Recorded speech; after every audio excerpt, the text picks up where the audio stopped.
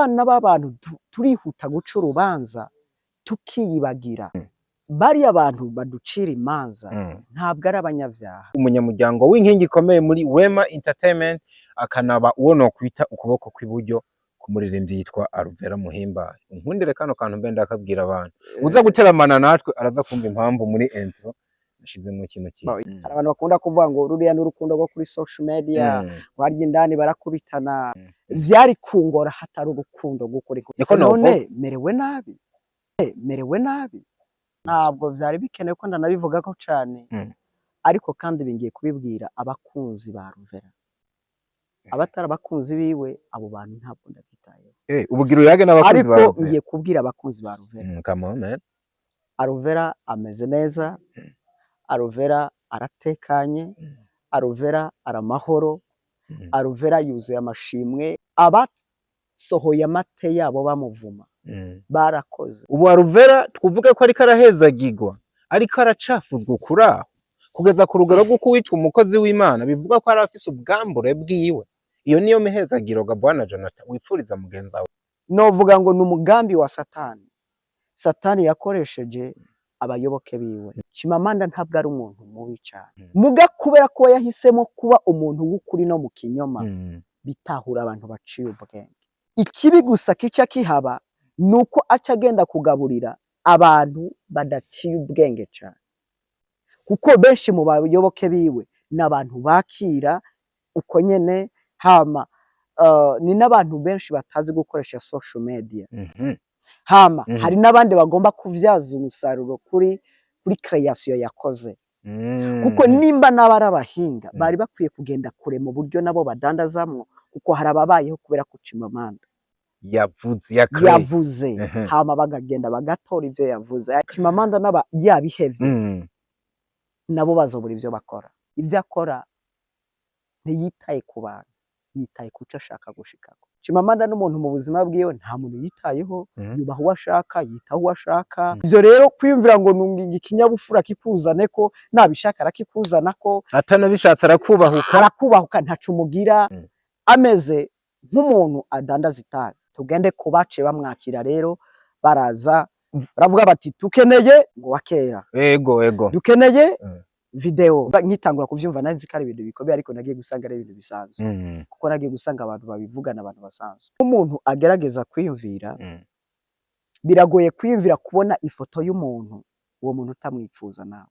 Bari abagabo baje bakava duhe ivyo tugomba kubona ibi tugomba ibice 90% n'abantu bagomba kuraba ubwambure bw'uriya mwigeme banarize n'ubwambure bw'abakobwa bamaze guhura nabo bakavuga bati ngomba kuraba katewe nkanaka n'abantu babikora ahubwo banamwifuza bakavuga ati ko twamubuza aho duhura icyo mpabasi nkamubona. Ntabwo nisigura ko like ahubwo hari abantu bihagateka ibimaze imisi bivugwa bihagaze ku ma video n'amafoto nivyo canke sivyo bo. Hey babe. Yes, me Amal. Hani nariko ndiyumvira ko hani mu yacu twayikorera muri Marina Bay Singapore. Ko wasigaye inyuma mu iterambere. Ubona bankifata ingendo nja guspendinga amafaranga yanje hanze kandi mu Burundi dufise n'ibituronsa hotel. Aho ni kandi. Ni hotel y'akataraboneka iri mu gisagara ca Rumonge ahubwo nkubaza ntuzosubira mu karere uje kuruhukira handi atari hano. Ishuruti oya. Hari ivyumba vyiza vy'imice yose ahasanzwe VIP eka mbere na chambre présidentielle. Hari amasare y'inama y'imanza kabare bife umukeke n'ibindi bijanye. Mbega customer care iri hano mbega kayaga gahuha kaduganye Tanganyika uteramiye hano hantu kuri internet guruka nk'umuravyo we. Akandi kabijya rero piscine na iradushwaramwo vuba cyane. Nibi turonsa hotel Paradise on Earth. Ladies and gentlemen, you are blessed muri umugisha aho muherere ku mpande zine z'isi. Nizera ko tukiri kumwe 5 kuri 5 mu biganiro nka bino ndakubwira ngo this is a special interview for real. Kimwe mu biganiro nimba wahisemo kubana natwe ndakwizeza yuko uza kugikunda. Nk'ibisanzwe mba nahageze nitwa ndi kuri Olonse de Sanuga Dr. Vlog KAD ambassador umusore yitwa Pasi the engineer niwo hari ku masanamu y'akarorero nkano. Nabwiye ngo ni special, uno mutumire ntasangwe sinari bwanamwakire, yarigeze kuhaca gato ariko ntitwaganira mu buryo bunini, aragoye no kuronka, ariko uno munsi namuronse cane. Nari kumuvuga ariko nohava ndamuvuga uko utariko adukundiye wenyene ubwiwe atwidondore, nyuma twinjire mu kiyago tumeze neza. Turaguhaye ikaze. Murakoze cyane, ariko byari bisanzwe kubera ko ndi umuntu asanzwe, kumvuga ni bisanzwe, ariko ko ndi umuntu w'umugabo reka nivuge ku mazina, nitwa Jonathan Mihosho, asanzwe mvuka mu ntara ya Rumonge, ariko mba ngaha mu gisagara ca Bujumbura. Mu gisagara ca Bujumbura. Ubuzima busanzwe ndi umukristo, hama nkaba n'umuntu asanzwe nk'abandi bose. Yego. Nuko bimeze, ariko bindi byinshi bakwiye kumenya ko nuko nta nubwo uri kure cyane y'umwuga wo kumenyesha amakuru, kuko nabyo nyene wabiciyemo, kumbe turaza kuhagera. Ugiye gukora n'ibiganiro byinshi, ugaruka ku vy'ingo n'imiryango, ukora ishitwa uburonzi, by'abandi bita ubusesanguzi, ariko kandi uragukiwe kubera ukunda kubonekana mu makampani yo gutegura imanza, bagiye banakubona nko mu maransema ya films, ubwo hari cyane ubitegura, ariko kandi uno munsi uriko uranagaragara cyane cyangwa ubonekana muri kampani itanga amatike y'indege. Uragutse, reka mbe ndagejeje ngaho.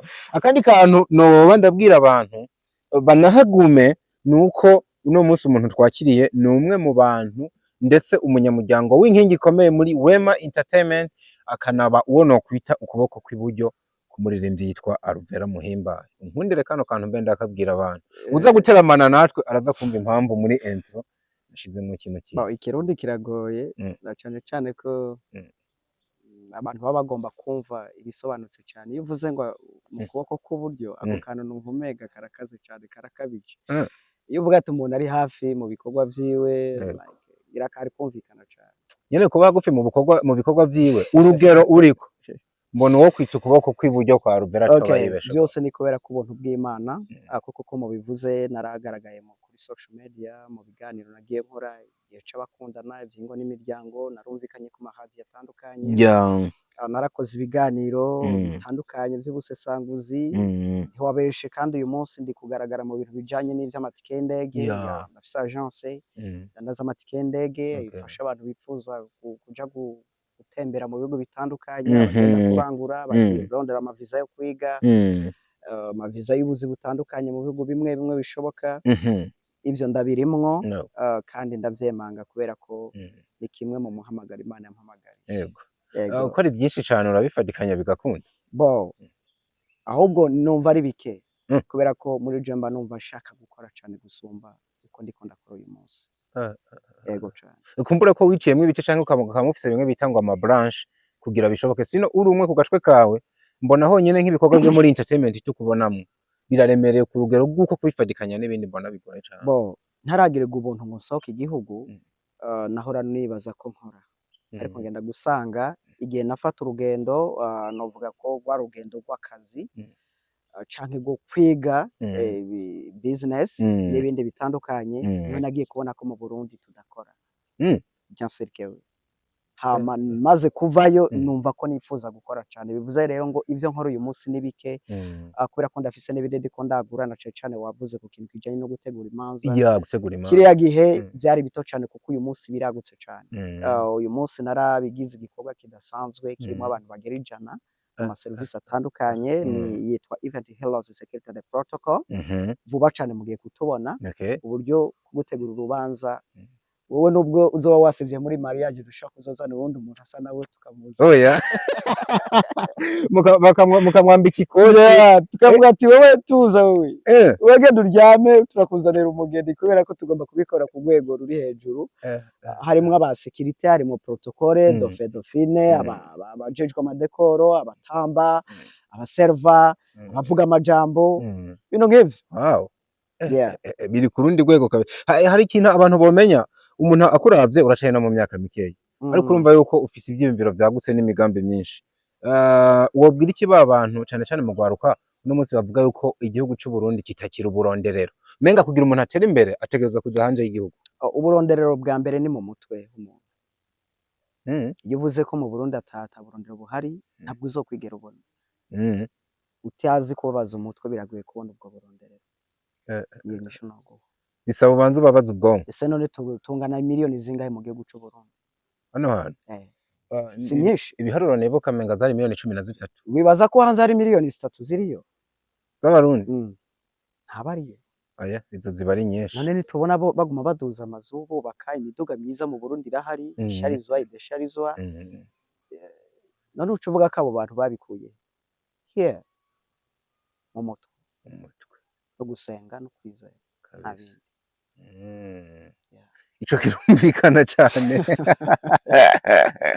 twavuze kandi mu kintu gisa na relationship wagiye ukora ibiganiro abantu bakabikunda avuga ko ngo n'imiryango ugakora n'ubushakashatsi no munsi ntibiriko birumvikana cyane kubera iki wabiretse bo narabikoze kandi barabikunze cyane natangiye gucika intege igihe page nakorera ko ntari nkifise mu binwe kubera ko byari bikenewe ko ikora ibindi bikorwa hama kandi ico gihe natanguye kubihagarika ndi muri Chine hari ibikorwa nari ndimwo ako kanya byarangora kuza kuri screen na cyane k'amasaha tutayahuza ariko ndahari kubera ko nimba ntaboneka kuri social media abari basanzwe banze ibyo nakora nukuri ndakunda kubona amatelefone ampamagara ati ngira inama kuri iki niki sivye n'ivyo meme je nabwo abari umujana akambwiye ati ngira inama mu by'ubuzima busanzwe n'impano Imana yampaye ego kandi ntaguhaye amafaranga ariko mugabo nkayaguha mu bitekerezo ejo ukaba billionaire why not igakuba billionaire ni mu mutwe niho bihera mu mutwe mba numva menga n'ibyaguma mu mutwe ndahava ngira kantu k'ubwoba kaza systeme zateye hano ngo cakira umuntu akicara yumva ko ari umubillionaire afise amazu ugasanga imyaka iramujanye atarana savinga even 2 million bo ibintu byose bivana n'ico wizeye hajya nasanze kwizera n'ikindi kintu giteye ubwoba gucakira hari abacakiye baracakira reka ariko mugaba babuze muri uko gucakira nibo bavuga ko bidakunda jewe ibintu byose sishobora kubijajinga haraba muri ico kibanza muri kujya gucakira mwumva hari abacakiye birakunda hari n'ababuze rero kwa kuntu mu buzima ikitakunze ko ari cyo kironka promotion wizerera mu gucakira muri kuno kwizera reka mvuge ngo ko mu gikizwa kuno munsi ko mu rushengero usanga mbere umuntu menga ntibamushishikariza gukora cyane impamvu mvuga uko nuko ashaka kugira ngo cakira ugasanga mu bikorwa by'ishengero iminsi 5 kundwe wayimaze hari birashoboka ko umuntu abayeho nkuko ejo twabona ari umubillionaire bo Imana yigiye kuguha ntumenye yiguhera hariya mu rushengero hari abakire bariyo hari abinjiye arabakene baratunga hama muri bo baca bizera ko kuri kwagucakira bahora bumva ariko kwabahaye impamvu ndiko ndagusigurira bivana n'ico wizera hari umuntu uyu munsi atonda burikuye kuri eglise ariko wowe mugihe je ntamugaburira kabona ataha mu nzu aba mu nzu arishe ntayimurihira hama akakubwira ati jewe mu kubona nja ku mavi niho nabikuye novuga yuko utazotera imbere gute bintu umuntu wese rero afise uko asabanye n'Imana n'uburyo atera imbere kubera ko amafaranga nibanga nayo mpamvu ukunda kubona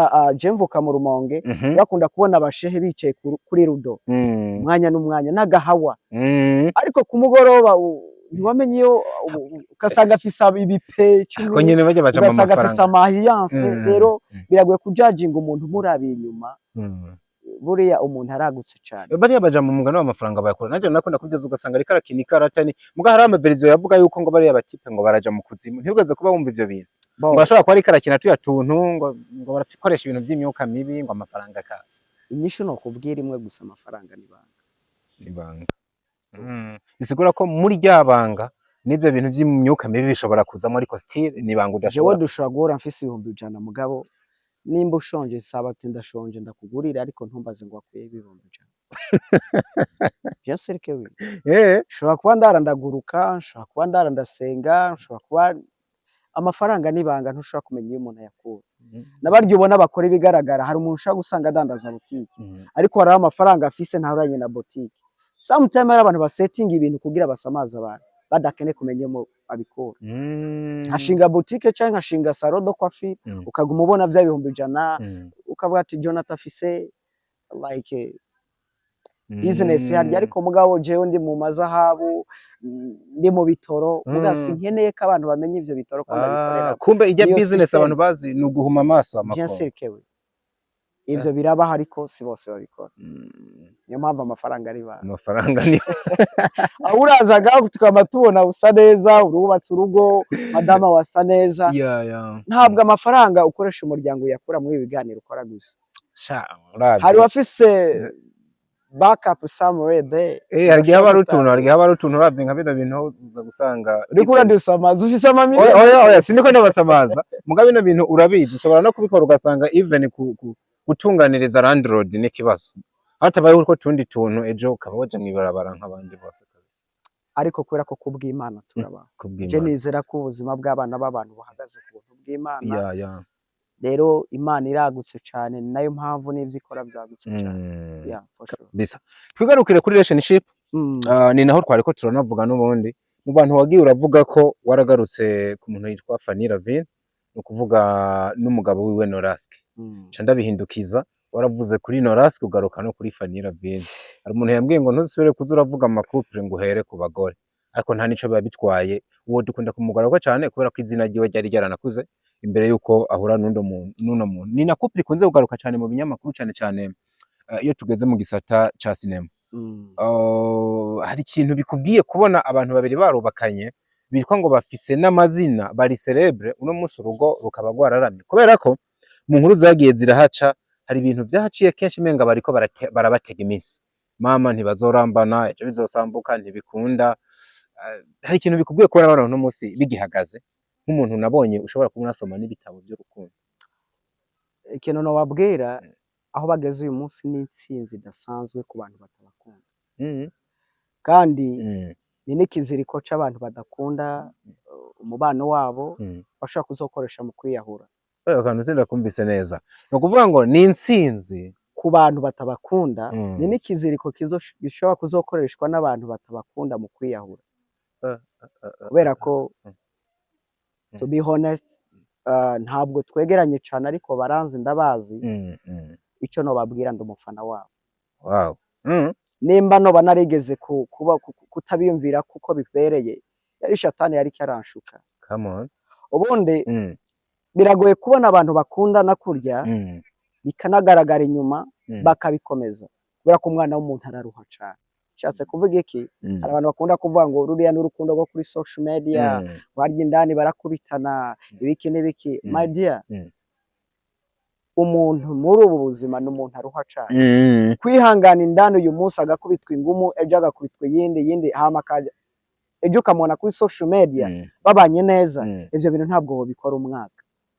Kubera ko noca ndakubaza Norask ninde kugezaho Lavine yo mwigura kuri urwo rugero.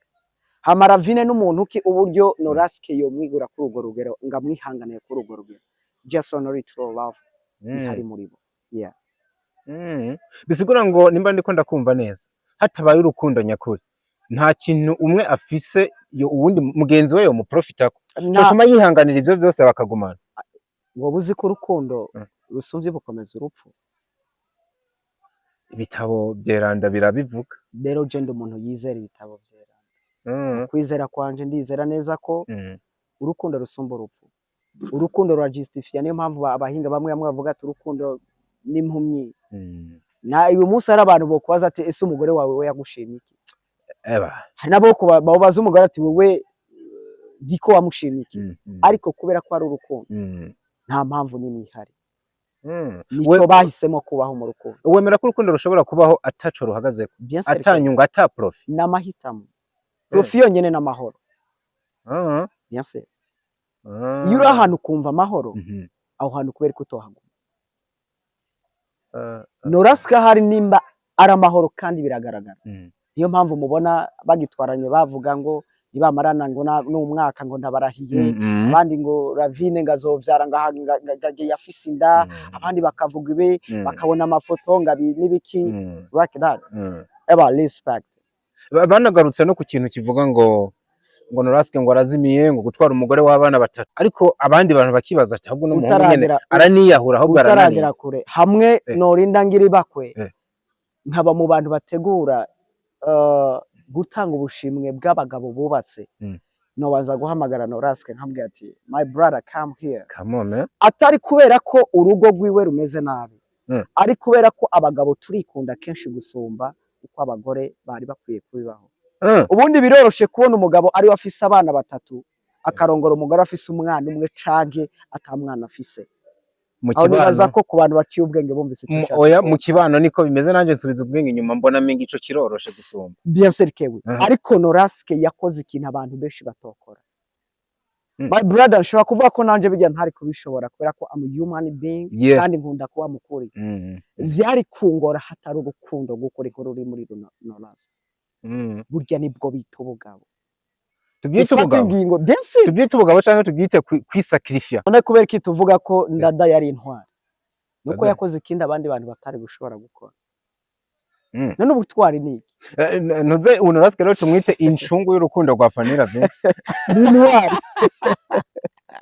Yeah. To be honest, turetse kurabira ibintu inyuma Noraske n'umugabo kubera ko ubundi mu buzima busanzwe igihe bari bagiye kubana Noraske yari afise icyo twita umugisha umwe, Lavine yari afise imigisha 3. Byari bigoye kuvyo abana b'abantu babonesha ko urugo rwabo ruza kuba rutagase uyu munsi, ariko uyu munsi kubigaragara inyuma abana baratagase, nta muntu ashonje muri bo.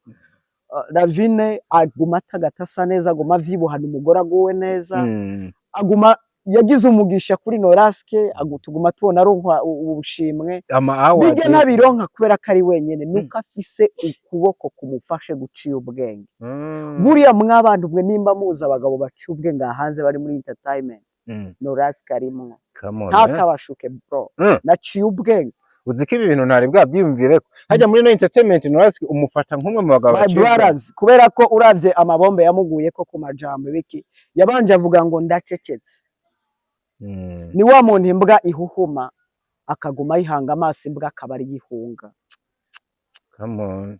Imbwira moka akaguma yihanze amaso ikandura ikigahora yonyene. None uwo muntu moka akaguma ndaba ahubwo yisimbwa gusa ahubwo n'umwami w'imwe. That's ntabwo nukanya ariko ngomba ku ko agacu. Ntabwo atinya amajambo. Ego aba bantu bavuga wasa n'uwakavuze ati bano bantu witonde n'abakinyi ba film ati kuza bakagitinga imbere y'amakamera kugira bereka abantu ico bashaka ko babona biroroshe. Uwo babwira iki? Basa n'abavuga yuko mu buzima busanzwe kuko bashobora kuba barara ari inkokora byacitse urukundo nta n'uruhari muga hageze ko bereka abantu bino basohora bakaba faking. Ese ndakoze hari umunsi Lavine uregera mva ngo yagiye mu bitaro kubera ko yakubiswe n'umugabo. Nta munsi n'umwe. Hari umunsi araja kuri kamera usange itama ryavyimbye ngo ni ngumu yakubiswe. Oya kandi ahaja kenshi. None umuravye ubona asa n'umuntu ashonje. Oya Lavine ntashonje kabisa. Noraske we nabonye n'amatama yavyimvye. Ibintu bivugwa n'abantu bashonje man. Abantu bashonje nibo byoroha kuronka umwanya wo kujudginga abantu. Bameranye neza. Ntabwo ndabazi cyane ariko nk'umuntu aciye ubwenge baramahoro. Nimba ari bigorane ni bimwe n'abandi bantu bibagora ariko baciye ubwenge uburyo bazi no gutunganya ibintu byabo. Urabona yuko byoroshe ubuzima bwa kapo dufatiye kuri bajya n'abandi benshi kubaho urukundo rukarama mbere n'urugo rugakomera mu gihe ibigize urugo 70% babiri kuri social medias.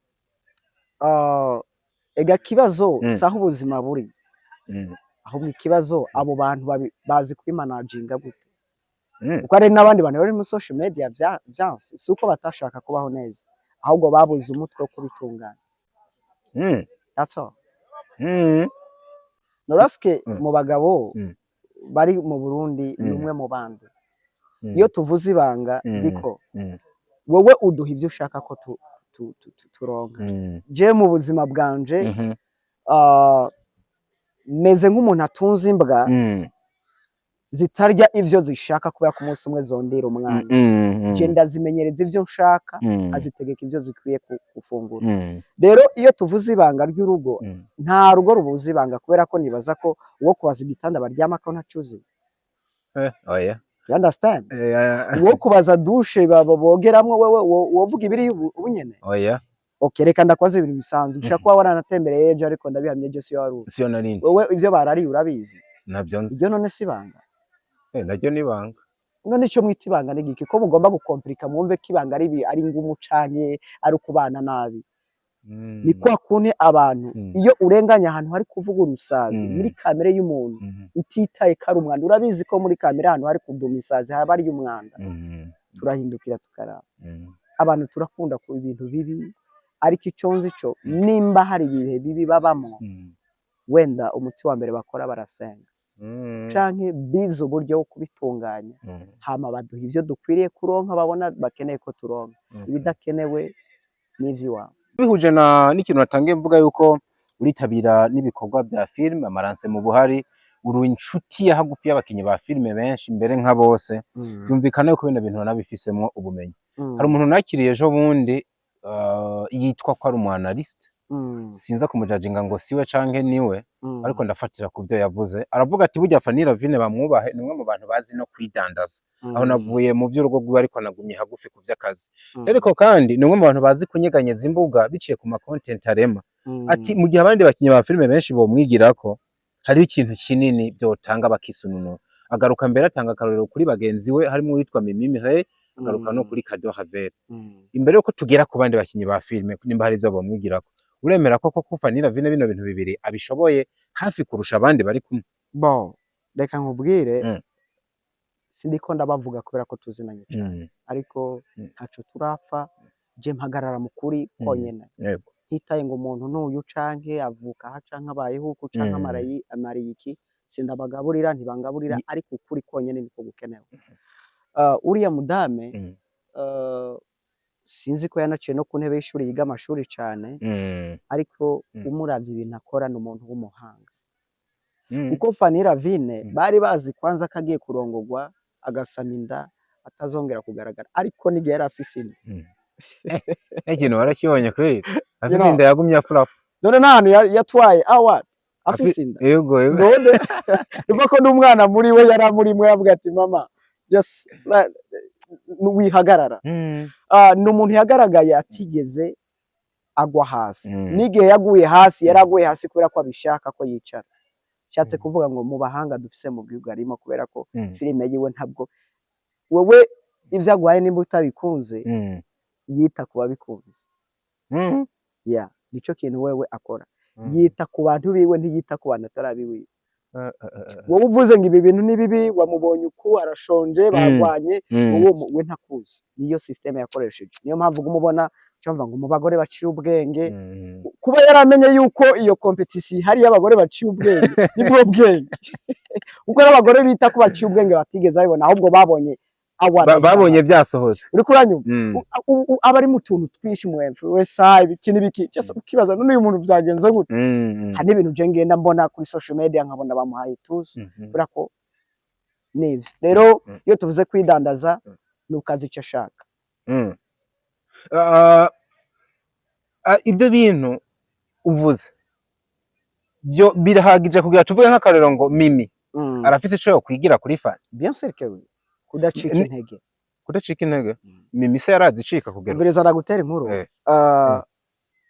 Bose turaganira n'inshuti zanje, usivye mbere Fanny Ravine ntabwo tuvugana kenshi. Mbere Mimi ibyo nzi bisa naho Mimi mwegeranye cyane gusumba Fanny. Kubera ko hari n'ibikorwa rimwe dufashanya, hari n'ivyo tutegura gufashanya, kubera ko ndi mu bantu bamu even na Kado Havere mumeze nk'abantu ba friends ukuntu. Like that. Ariko harabonekamwe bari abantu ko habamo rimwe na rimwe kubura.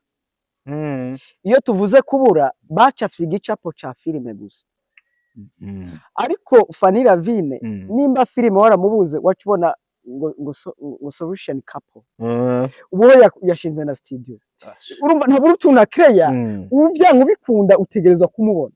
Ariko hari abandi bantu kubera ko bo bafokasinze kuri filime gusa, umubona kuri filime, nimba habuze gato amasanamu y'ivyo yakinye filime igateba, muri uwo mwanya ushobora kumwibagira. Heureusement ko Mimi Mireille uyu munsi wewe mu Burundi nimba adafatishije atabonetse gato, uraza nugenda mu Rwanda uraza kumubona. Ico nico kindi kintu yagaragaye.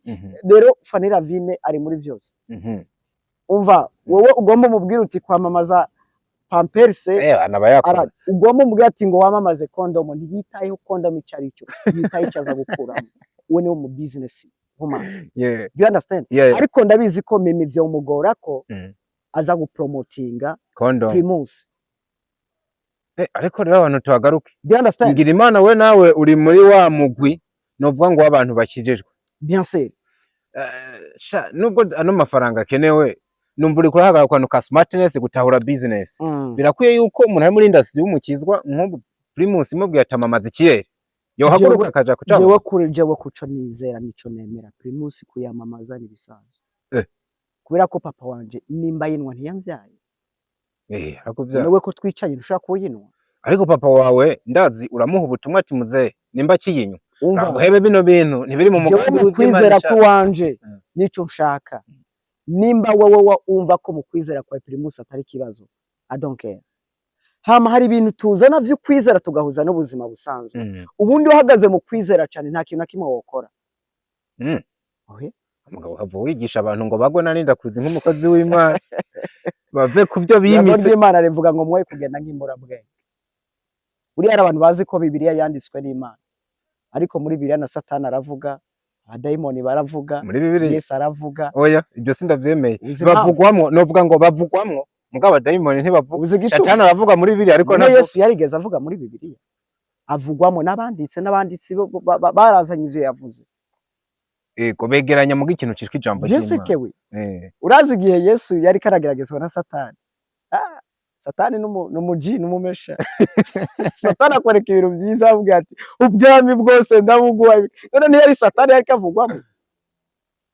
Ariko avuga muri Bibiliya. Okay, dore dufate ko rero cengena fate ndimite bigiye Satani yavuze ndabikorere ko.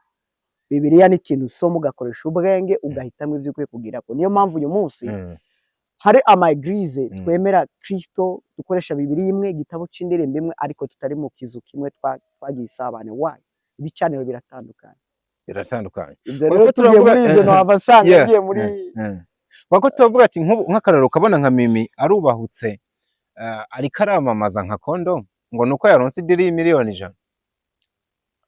Nta kote ubona byose gabimusambuye. Iyo tuvuze kondomu ni kondomu abatanayimenye nibaza ko turavuga nuko twumva kondomu uhita twumva gusambana ariko hari n'abantu bubatse ugiye kwa muganga baba oblige kuyikoresha kubera ko ikintu kanaka gikeneye. Ariko umugwi nyamwinshi twemeranye yuko n'abazigura bagiye gusambana. Abantu iteka ikintu kibi nico duha promotion no gusumba ikintu ciza. Nuvuga kondomu tuyibonamo couple yubakanye ashobora kuba yaragiye kwa muganga akabaho impamvu yuko bayikoresha. Iyo kondomu nta kimazi mu buzima busa. Iyo nje muri ibi nza nk'umunyabwenge sinza nk'umunyedini. Uhigamwe akantu keza ukarabanura muri byinshi. Ibintu bibi ntabwo nigira ndabiya promotion. Ibyo bintu bica intege. Kondomu Mimi Mireye baramuzanya ati amamaza okay, amamaza class, amamaza ibiki kubera ko jewe ndi umushakashatsi ibintu byose ndabirondera mba ndabizi like kubera ko ndi umuntu nkunda gusoma.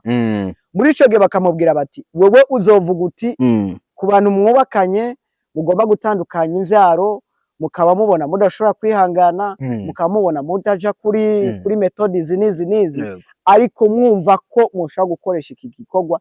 Iyi kondomu nayo ni kimwe mu byoshobora gufasha. Akabi promoting ko bakamwandikira bati nubi promotinga mu kwezi kumwe tuzoguha miliyoni 50. Hama akagenda imbere y'Imana agasenga kumva mpemira bimwemereye mu buryo bwiza in positive way nta kibazo na kimwe. Ariko Mimi Mireye ntaza kuvanga abantu mugiye gusambana gukora ibyaha ngo nimukoreshe ngo prudence kugira ngo murabe ngo indago cyangwa ingwara zitipfujwe ngo ntizibenyeshe. Nanje ubwanje ntavyo nokora. Oya ariko wumvise iyo turi no kuvuga ndabitahuye mu kuvuga ngo hariho inzira nziza yo kubikoramwo ntaco babitwaye cyangwa muri ubu buzima n'ubwo ugura imodoka none si nziza ariko uyiguze kugira uzura ishimuta abantu canke utwaramwo droge ukora za magendo ihinduka umwanda. Inzu nuyubaka ukayubaka ariyo kubamwe ariko ukayihinduramo ibindi bintu bihabanye n'amategeko y'Imana n'ay'igihugu ihinduka ishamba ribi ushobora kuza gukora. Rero ikintu cyose ni kamera yawe uyikoresha neza kubera ko uyikoresha mu bintu by'ukuri. Ariko ejo twobona itanguye kugenda gufata ya ma video y'ibitera sonuka tukaba tuzi ko ari ubikora iyo kamera yawe izoba ibaye umwana yoba yanduye. That's how it is. Okay. No kuvuga kuri Fanny Lavine Bahigire wavuze ikintu citwa courage ikindi kintu Yego. numvise ni nko no guca ibiziriko kurinda kutita ku bantu kutita kuvuga ku ngo bantu. ico nshaka ndagishika ko ntitaye ku vyo Jonathan aza kumvuga ko Mhm. ntitaye ku vyo Diko ahubwo ico nshaka je nshaka iki. Ushaka iki muri ivyo bintu? Baravuze urumva uku nuku nuku imbwa iyo itakuze nihimoka. Ibi vyo kurema content navyo hari nizo ngo agiramwo uruhara wenyene akaziremera. None si strategy? Yeah. Mu gihe content ziremwe zikaremwa ari mbi, mvuga ngo ari mbi mu bantu bakabona menga nimbi za content zicafuye Kuri we ataco zimutwaye. kuri ataco zimutwaye. Ahubwo ikibabaje nimba yagomba kuronka 100 muri izo content akayabura niho yobabara. None ukwitehura mugaburira. Kuri we nta kibazo. Kubona tagase n'abana babayeho neza muri twebwe ninda aragenda avuga ati Fanny Ravine je ndagwaye ibiro 50 vy'umuceri kugira abana babeho. Ekada. That's how it is. Twebwe abana b'abantu tugomba ko abantu babaho uko dushaka mu bitegereza ariko mu buzima busanzwe tutabishoboye. Mu gihe izo content zishitse muri public zikabonekana nka mbi ku mugumwe nka zino content zimaze imisi zihari nabonye hari bamwe bariko barazivuma abandi bakazinezerererwamo. Muri ico gihe yozibandanya canke yozihe content izahe? Sinzi ko maze imisi uraba noneho ndazi ura scrollinga ku ma social medias ndanabihuza n'ikintu natangiye mvuga ngo no mugabo muze kwandika muze kano kantu kukamansioninga ahantu nakiriye kuba ari umwe mu bantu begereye by'umwihariko muri kwa Ruvera Muhimbara akaba n'umunyamuryango akomeye wa Wema Entertainment. Content ziri hano hanze zivuga yuko bano bantu babiri ari we Aruvera na Wema mbere bakamugarukako hoba hari ibintu vyatembereye bibacafuza nk'abakozi b'Imana bikavuga ko hari n'ama video yerekana ubwambure bwabo. Niyo mpamvu hano hantu nihutiye kwashikira mvuye ku makonti avuga ko na Fanny Ravine yoba arema ariko yoyo ntita mabi. Bino bintu wabibonye kwanza simpave sanga cuge tuyaga ibintu nkabishasha. Bo vuze ko ntabibonye no wambeshe kandi navuze ko nkunda ukuri. Ahubwo ikibazo vyavuzwe nabande abo babivuze bafise uruhara rungana gute ku buzima bwa Wema Entertainment canke Aruvera Muhimbare. Ibi bintu uravye ahantu vyazananye ku muntu yitwa Yani A. Uvugwa nawe kwigeze ko ari umunyamuryango akomeye wa Wema Entertainment. Birabandanya bitanagera n'inguvu umugabo yitwa Chimamanda Moses abarabisana. Chimamanda ntivyahereye aho yahereje bamwe mu bantu bitwa aba journalist canke aba content creator. Baravyataka harimwe bitwa ba Chevale bagiye babigarukako inkuru ikiba inkuru iraremera cane. Ntivyahereye kuko nabitwa ba MC Gundos bagiye bagakora ama analyse yabo bakerekana n'amaside bahagazeko. Iyo ubonye ibintu nka bino biriko biravugwa byaba byo canke atari byo kweza ko no mwanya ntiturabimenya neza ku ruhande rw'iwawe uko nawe ubibona nk'umu analyst. Uraheze ukavyakira gute? Bo uzikene no kubwira ibintu kuvugwa buri muntu wese afise uburenganzira bwo kuvuga ico ashaka. Ariko jewe reka ni akarorero iyo ntutse canke ukambwira nabi ha mu mutima wanje ubushaka kubabaza. Misio yawe swate no kugira umbabaze. Misio yawe icyakabiri no kugira uncafuze. Misio yawe ya gatatu no kugira umbuze ico nashaka kuronka. Misio ya kane no kumbuza ubuzima. Rero ikibazo nkunda kwibaza nimba ivyo wabikoze igihe wabikora wari uzikomerewe gute? Wewe wari kuragira ivyo bintu nari nzi ko merewe gute? Yeah. Mbaye nk'uwishira mu kibanza c'abo bantu naca nibaza ngo nari nzi ko ndiko ndaguhasha umerewe nabi. Niko none merewe nabi. Nico kibazo n'ubundi. Wait and see. Mugiye kubona rero igisubizo cy'ibyavuze. Ahubwo akantu mfashe tukagireko. Kuko wa mugabo tutabeshanye natanguye mvuga ngo urukuboko kw'iburyo.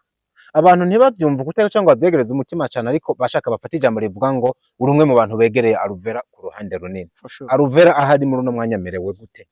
Kuko n'abakunzi biwe nagiye ndaba ama comment atandukanye bavuga bati ubu Aruvera kweri ntiyahungabanya Aruvera wacu bagire bamusaze. Hari n'abandi bantu batabivuga bo wanashaka boshaka bariko baravuga ngo ntaco yobona. Aruvera mwe mu mwegereye ahari amerewe gute? Nta hungabana afise. Ibi bintu ntivyamuhungabanije. Ntabwo vyari bikenewe ko ndanabivuga ko cyane. Ariko kandi bingiye kubibwira abakunzi ba Aruvera. Abatara abakunzi biwe abo bantu ntabwo ndabitaye. Ubugiro yage n'abakunzi ba Aruvera. Ariko ngiye kubwira abakunzi ba Aruvera. Come on man. Aruvera ameze neza. Aruvera aratekanye, Aruvera aramahoro, Aruvera yuzuye amashimwe, ahubwo none ababwira ngo abasohoye amate yabo bamuvuma barakoze bavuma umuntu cyane rwose, kubera ko hari igihe uvuma umuntu ukibaza ko amate uri kuramuvuma ari umuvumo, kumbe uri kuramuhezagira. come on, hari igihe uvuma umuntu ukibaza yuko uri kuramuvuma, kumbe amate uri kuramuvuma ni umuhezagiro uri kuramuvuma. Ubu Aruvera twavuga ko ariko arahezagirwa, ariko aracafuzwa ukuraho kugeza ku rugero rw'uko witwa umukozi w'Imana bivuga ko ari afise ubwambure bwiwe. Iyo niyo mihezagiro ga Bwana Jonathan wipfuriza mugenzi wawe. Reka ndagutera inkuru. Iyo umuntu ariko arakuvuga ko ikintu, uwo muntu ntagire icyo ahinduye ku buzima bwawe, uwo ntabwo ari umuntu mu buzima bwawe. Muhava mwibaza ngo ndi kubishiramo ubwenge bwinshi. Mvuye ku ruhande rwo kuvuga ngo ni muri Wema Entertainment cyangwa ngo negereye Aruvera, ntabwo ari je ndamwegereye gusa, hari n'abandi benshi, usibye ko gusa jewe ngira wagize ibakwe kubera ko ndi muri entertainment cyangwa birakunda, ariko wanafashe ushobora kubona ndababwiye ngo urumva ngo tugiye tuvugane ku by'amatike ndege ukuntu ngo none ngo zijya ntambara, ariko usanga byose twavuze, ariko uciye ubwenge ubundi umuntu nyamuntu agizwe no guhorara amahoro, hama akaba yipfuza ko atakintu comucafuza, atani ikintu comubako kibi, ariko kandi umuntu nyamuntu agigwa abo umuntu muri ca gihe n'ubundi turi kwisi duhura n'ibintu bitandukanye, ziriya ni challenge z'ubuzima. Novuga ngo ni umugambi wa Satani yakoresheje abayoboke biwe. Hama rero buriya iyo umuntu uhoze umukubita ingumu, umutera amacumu, umubabaza, umukubita hababaza, nubwo aceceka nawe aricara umunsi umwe akavuga ngo ushaka kukwivuna. Satani ntabwo yo kwicanga nezerererwe muhimbare, kubera ko indirimbo aririmba ivuga butumwa akora biciye mu ndirimbo mpimbazamana, hari benshi cyane zabaye igishinga ntahe kuri bo, zakijije, zagiriye ikimazi. Ubwo Satani rero ntiyari gushobora kwicara ngo avuge ngo muhimbare Wema Entertainment nimukomeze ntacyo bitwaye. Yategerezwa rero kugira icyo akoze kugira ngo arabe agwanye umugambi mubi, kuko kuri Satani muhimbare n'umugambi mubi. Bien sûr kewe umva ni ikintu kidasanzwe, ni ikintu kitamuha amahoro. Hama ntabwo yari gucaza akoreshe wowe ndiko nk'umukozi w'Imana, ukarabizi ko utari umuyoboke wiwe, yategezwa kurondera abamuyoboka akoresha mu gucafuza umurimo w'Imana. Bisigura ko nkuno mugabo Chimamanda Moses yabigizemo uruhara runini muri uwo mwanya, ariko arakora ivyo bintu yahagaze nk'umuyoboke wa Shitani cyangwa yakoze nk'igikoresho ca Shitani. Ubwe warazi ico yakoze, ntiriwe ndasigura we ni waki, kubera ko buri muntu wese n'ubwo yoba mubi arazi, nta muntu aba mubi ngabura ukuri muri we.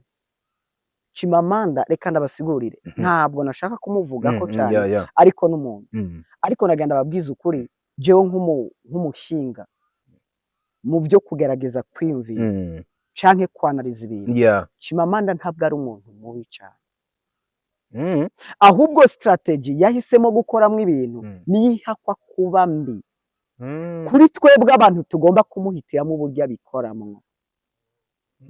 You understand? Sindahumvise neza. Ndasubiyemo.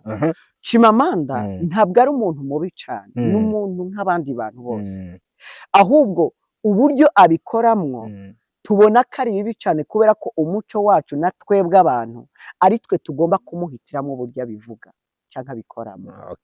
Hanyuma ariko agenda kuba mubi cyagihe akoze ikintu adafitiye evidence. Hama rero muga kubera ko yahisemo kuba umuntu w'ukuri no mu kinyoma, bitahura abantu baciye ubwenge. Ikibi gusa kica kihaba nuko aca agenda kugaburira abantu badaciye ubwenge cyane, kuko benshi mu bayoboke biwe n'abantu bakira uko nyene. Hama ni n'abantu benshi batazi gukoresha social media. Hama hari n'abandi bagomba kuvyaza umusaruro kuri creation yakoze. kuko nimba n'abari abahinga bari bakwiye kugenda kure mu buryo nabo badandazamwo, kuko hari ababayeho kubera ko Chimamanda yavuze hama bagagenda bagatora ivyo yavuze. Hari n'umwe yavuze ngo mumwe mu ba content creator ati hari abantu bagenda gutora ibintu vyanje, genda mureme kubera ko abo bantu Chimamanda naba yabihevye nabo bazobura ivyo bakora. Hama ngerageje kuvuga uriya mutipe reka ndamushe muri kategori zitandukanye. Icambere aciye ubwenge, ntabwo ari kigugu. Sorry, inde Chimamanda? Yeah. Wemera ko aciye ubwenge? Bien sûr. Ndaza kukubwira impamvu mbivuze uko. Ivyo akora ntiyitaye ku bantu, yitaye kuco ashaka gushikako.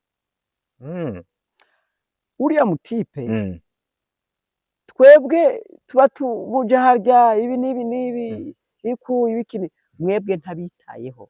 Chimamanda n'umuntu mu buzima bwiwe nta muntu yitayeho, yubaha uwo ashaka, yitaho uwo ashaka, yiyumvira ko ashaka. Ivyo rero kwiyumvira ngo nungi ikinyabufura kikuzane ko nabishaka arakikuzana ko, atanabishatse arakubahuka ntacu mugira. Nibwo buzima bwiwe. Hama ica kabiri ameze nk'umuntu adandaza itabi. Umuntu adandaza itabi ari muri kategori zibiri. Mvuze itabi kuko ryorohe. Basi umuntu adandaza ibiyovyabwenge, uwo muntu adandaza ibiyovyabwenge arabidandaza kubera ko yitaye ku mafaranga kandi atabinura.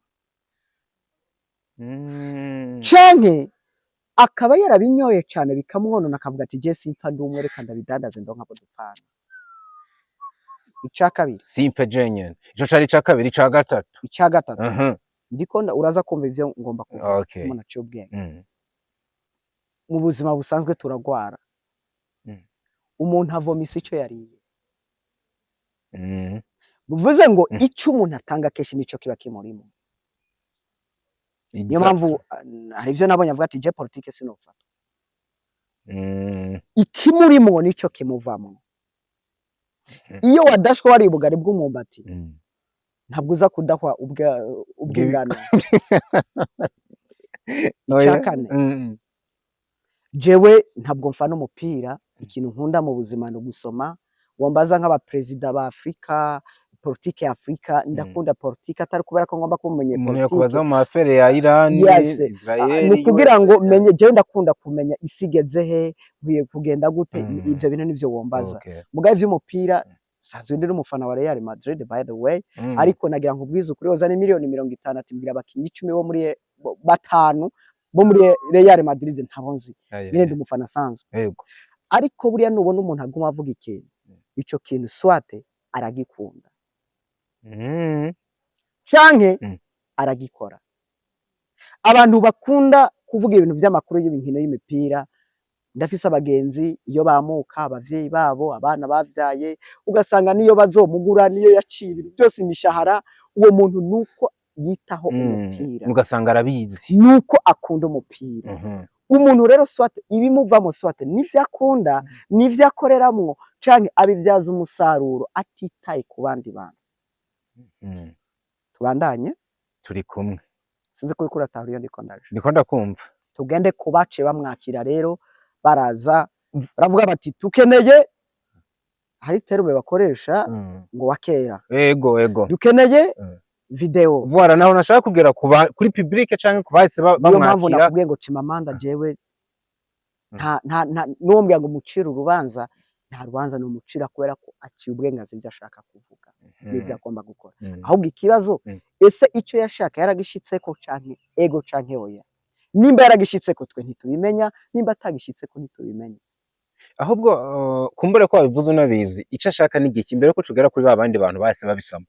Wiyumvira ko ashaka iki? Iyo ariko arakora ibintu nka bijya byose akora. Wewe nakazi kiwe, nakazi yaremye gukora, rero sindamuhitiramo burya agakoramo. Swat biramwiziza kuri Facebook, sinza amadolari vyamuhaye, kandi ayo madolari yatabikora je ntayo nari kumuha. Understand? None ko yararose habuze abo yafashije. Chimamanda Ega mwebwe mwamufashe nk'umuntu muba ari satani, ari daimoni. My dear, hari abantu birirwa baramusengera ko yakivyiza yabakoreye. Bazengera Chimamanda? Bien sûr que. None basugira ufate ku mugore wiwe atamubona nk'Imana kuri we. abantu mwebwe mugomba ibintu byinshi. Ariko umugabo ariko arakora ico yahamagariwe, mbona atarakwiye guhazwa n'amashimwe y'umugore n'umwana gusa, warakwiye gukora ama evre n'umubanyi yo benefice. Hari abandi bantu batumva kirya kirundi mwebwe twumva, none bose barumva ikirundi. Ntiwosanga ari abazungu yagiriye neza, n'abakenya yagiriye neza, ko mugomba kumva ko abantu bose bumva ikirundi. Bijya biduha kubera ko twe twumva ikirundi nabumva ikinyarwanda. Abasigaye abatanzania, hari abatanzania yagiriye neza kuko bijya ntibavyumva. Reka tubarenge tushaka no kubavuga cyane. Tuze kuri wa mugwi wundi wari utangiye. Bari abantu rero nibongira mvuga.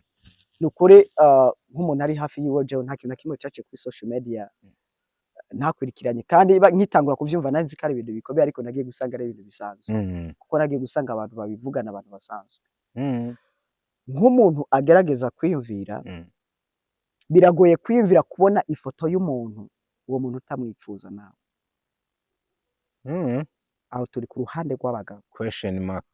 Bari abagabo baje bakava duhe ivyo tugomba kubona ibi tugomba ibice 90% n'abantu bagomba kuraba ubwambure bw'uriya mwigeme banarize n'ubwambure bw'abakobwa bamaze guhura nabo.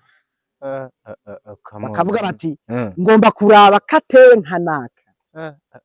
Icya kabiri, bari abantu bariye n'abantu babikora, ahubwo banamwifuza bakavuga ati ko twamubuza aho duhura, icyo mpabasi nkamubona. Ega abantu babifuza kubona Amerika bagavuga ati nopfuma nkarota ndi muri Amerika mu ndoco gusa basi. Icya gatatu, bari abantu s'abafana biwe, n'abantu n'ubundi basanzwe batamukunda, badafise n'impamvu batamukunda, ahubwo barose impamvu bafatira ko yukumva ko batamukunda. Sinzi ko mu buzima busanzwe warareheje. Narareheje. Ukabona umuntu ntumukunda. Hama uwo mukobwa agacaza akagomba kukwereka yuko agukunda. Uramwereka rero gwagwa nkwari umufitiye rwose. Kubera ko urose impamvu yo kubimwereka. Uronsa huca. Niyo mpamvu baza bavuga ngo wisigura biba bipfuye, wowe akwisiguye ko nkande. Ega je niyo nisigura ku bantu banje nkunda. Ntabwo nisigura ko like ahubwo hari abantu biha agateka. Bajya mba numva ari abantu biha agateka. Icya gatatu kwa bajya abantu n'abantu badafise ico bakora. Ngombe surinye kuri iki kintu ntitaye ko baza kucakira. Mwebwe iyo umuntu arosa amafaranga muramujajinga, mwahora muhurira ku mutwenzi, uyu munsi mukaba atakihasohokera, ugaca wumva yagiye gusohokera ahandi hantu kwa Natasha, ahantu hacecetse, hari ububare, umuziki uvuga buhoro. Madi umuntu afise ivyo akora ntakunda urwamo. Ico co ndacemera. Ndagusubiriyemo, umuntu afise ivyo akora ntakunda urwamo. Ashaka umutekano, ashaka ahantu hatuje, hama aza guhurira n'abantu baciye ubwenge bari ku rugezo rumwe.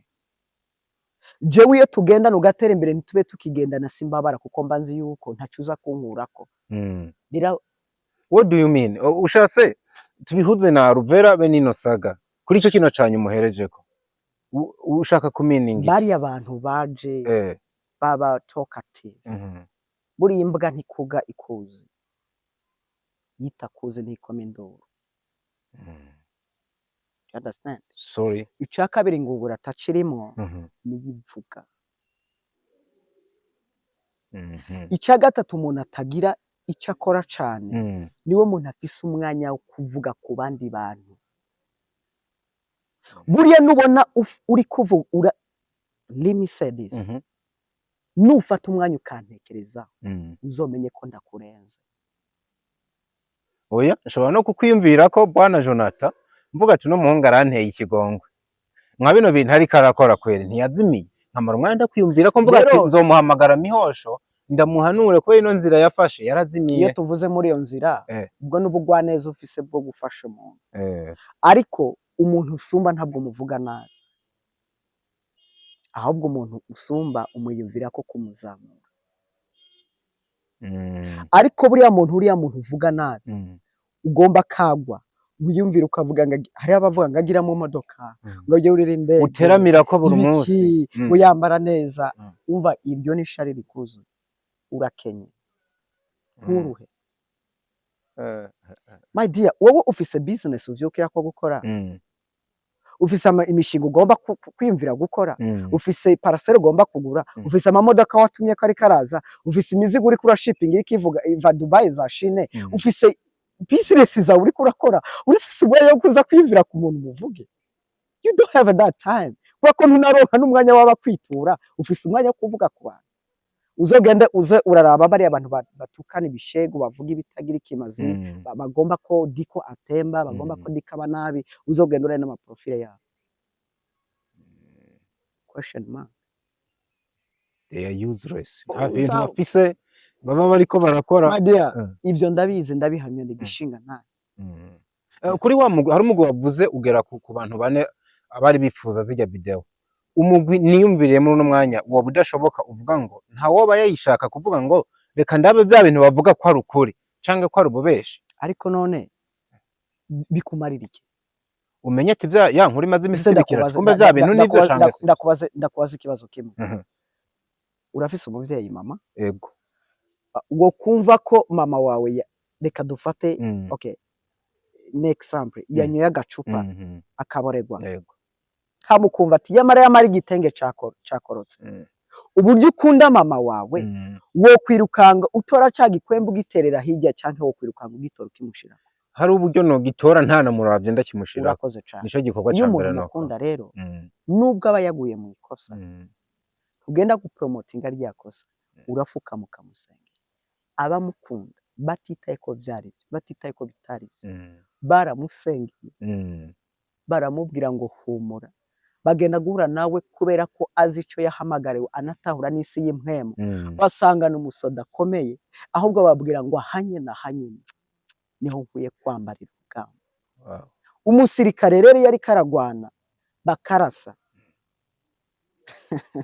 nubona aryamye hasi ntabwo aryamye hasi kubera ko atinya ko atsinzwe urugamba ahubwo aryamye hasi kugira vizire neza amenye ngo uyu mugwanya ari kava arokarize hado yamenye tumwansara hama kandi umuntu aciye ubwenge ntiyumva ikintu kipumutse la fois passée narumvise ibintu byahungabanye mu gihugu isangano byabaye none avuga ngo Imana ikomeza imiryango babuze n'igihugu kubera ko carabuze umuntu yaciye ubwenge bigituritse ntiyapfuye guhubuka mu kwiruka yarahagaze avuga ngo ibi bintu bivuye hama amenye iyo yiruka jana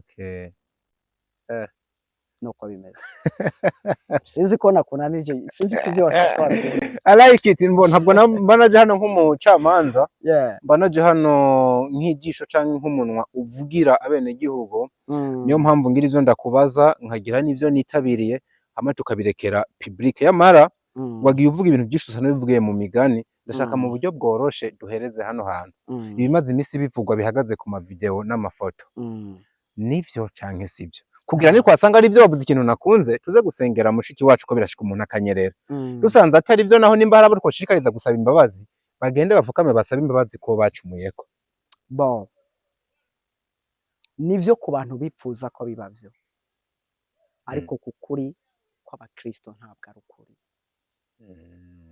nivyo ku bantu bipfuza ko bibavyo ariko kukuri kw'abakristo ntabwo ari ko kuri alright uzi impamvu nkubwiye uko iyo umuntu yashatse kutemba iyo umuntu ashaka kupfa iyo umuntu ashaka kutaba umuntu muzima uvyo umubwira vyose ntashobora kuvyemera rero niyo mpamvu atampamvu yari gutuma nimwe yisigura kubera ko azi ukuri bivuze ko kijya nk'umunyabwenge kandi ntitaye kuri umwe n'umwe ntabwo ari ukuri mvuze ko atari ukuri inshuro zibiri kubera ko nzi ko atari ukuri kandi kubera ko ndi umunyabwenge kubera iki mvuze iryo jambo usibye ko ari kwa kundi abantu twikunda buri muntu wese yavuze ngo ni ukuri iyo agenda agahagarara imbere y'ikiyo akavuga ngo ese iyo akaba wewe icyari kwemeza ko ari ukuri cyari kuba icyahe. Inyishu yari kuvuga ngo ese none koko iyo izo video zirahari, amafoto arahari. Voilà. Nico yari kwibaza. Hama hari abegerageje kwerekana ukuri batanatumwe kubera ko bakunda ukuri. Hari n'ukuri ntagomba kusigura nawe buri muntu wese aciye ubwenge avuga ati iki kintu ntabwo ari ukuri. Ariko mugabo ntibikwiye ko Chimamanda ari umuntu aciye ubwenge kubera ko icyo yashaka gushikako ku giti ciwe sinzi ko yagishitseko canke atagishitseko. Ariko amakuru meza, umukozi w'Imana ntiyigeze ahungabana, aratekanye, ahubwo vuba mugiye kubona igikorwa kidasanzwe. Hari message Imana yamuhaye agiye kubaha. Ku bakunzi biwe, abatari abakunzi biwe, Satani nawe afise message yabateguriye azobaha. Ego umuntu wese afise umwami yemeye. Afise umwami akorera. Bwana Jonathan, wari umunezero kubana nawe for real. Nkundiye no gushimira. Hanyuma jewe nka jewe naguciriyemo hari message nagomba gutanga. Naho hantu nagiye mpereza kinimba hari message iri ku mutima idudubiza wisigira abantu. Buriya umuntu ni munini. Kandi bari abantu baducira imanza ntabwo ari abanyavyaha, n'abakristo tuba dusengana.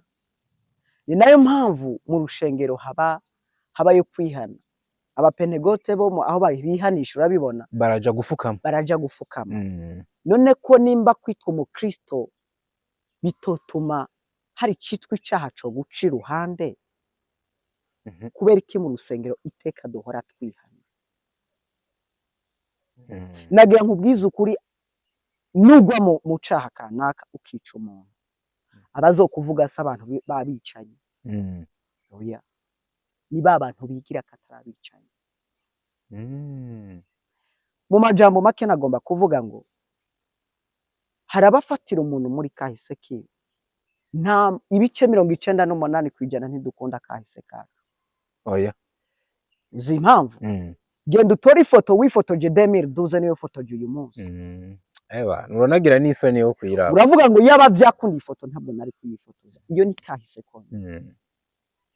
Icya gatatu, ijambo ry'Imana riravuga ngo imbere y'uko ugenda gutosora ururi muri cisho kwa mugenza, hagarara imbere y'ikiyo ubanza urabe wewe uvuge ngo ndinde. Urabe ingegene itunye mu ryaho.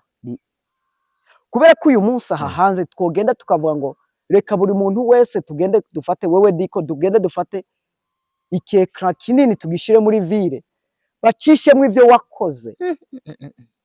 Nagira nkubwiza ukuri n'abantu benshi bo kwiha kagozi bakiyahura kubera ko bimenyekanye.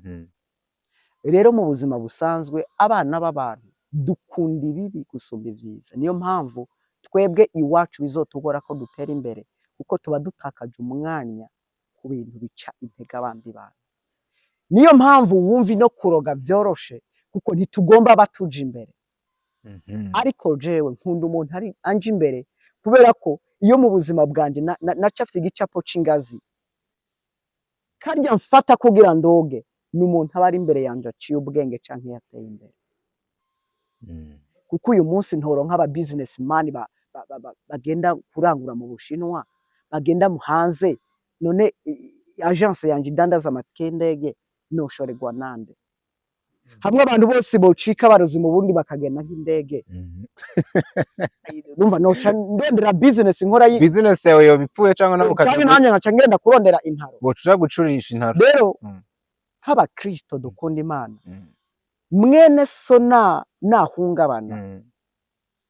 Imbere yuko wumva ko mubwira ngo urapfuye, uze umusengere nanapfa azagira urugendo rwiza. Wow. Hama abana b'abantu turihuta guca urubanza tukiyibagira. Ariko bantu b'Imana aho umwana w'umuntu akirira nta wigera hamenya. Ushaka kusanga murya mwanya yari karahungabana asambagirika, yasambagirika ava ngo data umbabarire. Iyo mpamvu ku musaraba kubizera Kristo yabambwe hagati y'ibisuma bibiri. Bose bitwa ibisuma ariko bose baronse umusaruro utandukanye bivanye n'uburyo bitunganije. Hama ejo nushaka guhanura umuntu iyo aguye mu ikosa umukunda, ntukamuhanurire mu mwijima, muhanurire mu muco. Ni nayo mpamvu nagiye kubona iyo umwana umuhanuye wamukubise yaguye mu ikosa, nakumva kubona nk'umwasi we gusuma aho wari kumuhanura, cagihe wamugiriye neza, cagihe wamusohokanye, cagihe wamusize ku rukundo. Ni Harambe Wema Entertainment, ni Harambe umurimo w'Imana, Imana yashize mu mukozi w'Imana Ruvera Muhimbare n'abandi bose abakozi b'Imana. Ariko kandi tugura uburyo tubugwiza kubera ko imisi ari mibi. Murakoze.